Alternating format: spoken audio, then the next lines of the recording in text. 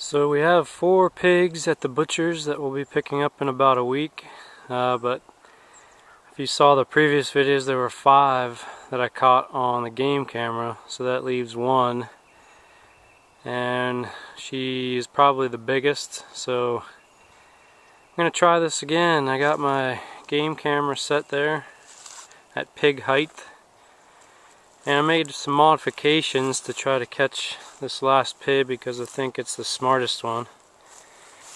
So I have yet to bait this with corn, but I'm going to do that soon. I have the change is that I'm going to keep the door open. See if I can squeeze through here. So the door is being held open by some cordage, and it's wrapped loosely around a pole holding a bucket that's going to hold corn as the bait, and whenever she messes with the bucket, pigs aren't very dainty eaters, the bucket is going to spring across and the door should close. That's the theory. So all that's left to do is fill this with corn and get the camera ready and see if she comes back. It'll be interesting.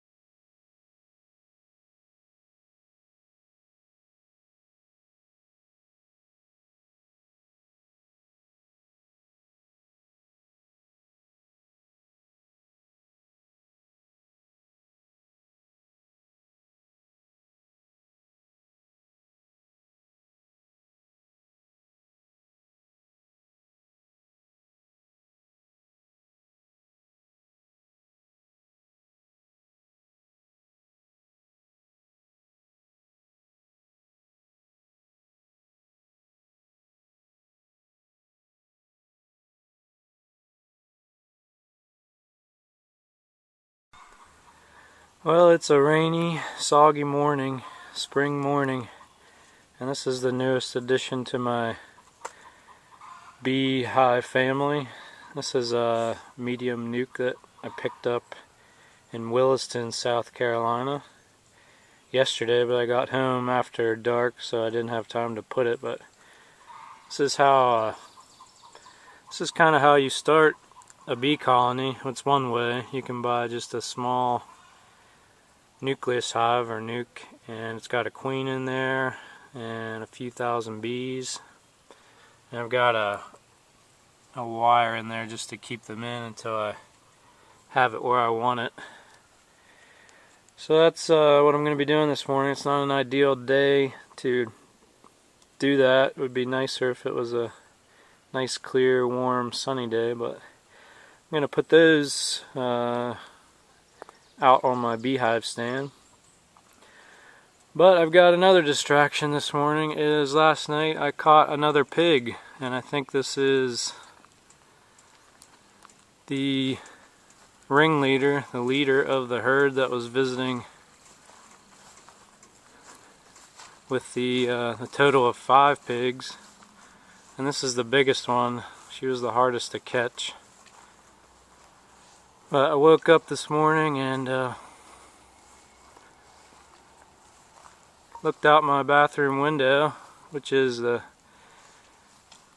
my routine when I have a pig trap set up outside my bathroom window, and there she was.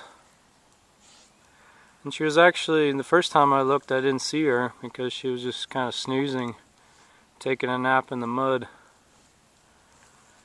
But Now she's up. And doesn't seem to be real bothered. Leslie's on spring break, so she agreed to help me make a trip to the butcher shop this morning. So we're going to thank this final pig for her service and probably get another 30 or 40 pounds of sausage made.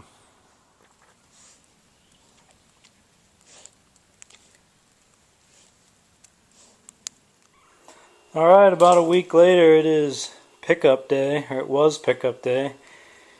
We left early this morning and went and picked up all this sausage. We got link sausage and loose sausage and some pork chops, and it all looks nice, and it's packaged in about 1 pound packages. So I'm organizing our little chest freezer here, and I think it'll all fit in there quite nicely, and I think we're going to be good for pork for 2015 and probably even have some to share. So looks good.